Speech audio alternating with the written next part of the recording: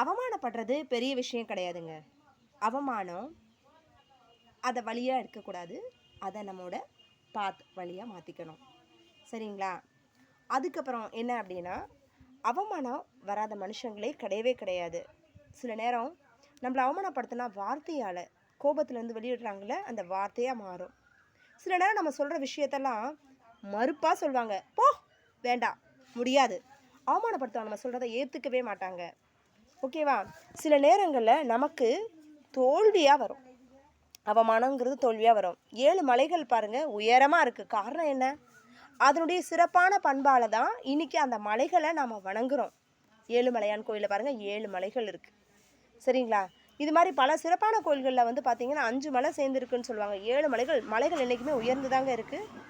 அதே போல தான் நம்முடைய உயர்ந்த எண்ணங்களும் சொல்லும் செயலும் உயர்ந்திருக்கும் போது நம்ம என்றைக்குமே அவமானப்பட மாட்டோம். ஒவ்வொரு அவமானமும் நம்மளை செதுக்கி மேலே உயர்த்த போகுது. அதை தான் பாடலாக கேட்க போகிறீங்க.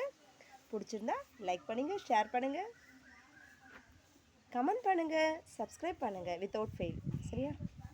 மானம் அவமானம் அதை வழியாய் கொள்ளாதே, மானம் அவமானம் அதை வழியாய் கொள்ளாதே, மானம் அவமானம் அது வாழ்வின் வழியாக, அவமானம் அது உன் வாழ்வின் வழியாக மாற்றிக்கொள்ளேன்.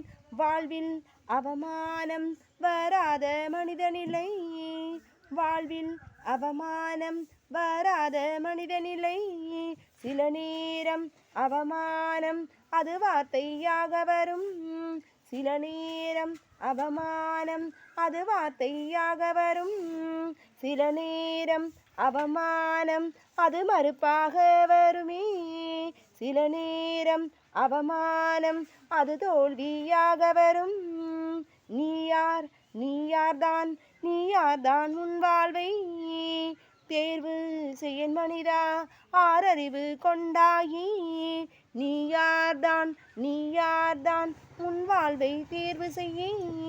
அவமானம் பலவீனம் என்று எண்ணாதே மனமே, அவமானம் உன் வாழ்வை செதிக்கும் ஆணிவேதான் என்று உணர்ந்து கொள் மனமே, நீ சாதனை புரிவாயி.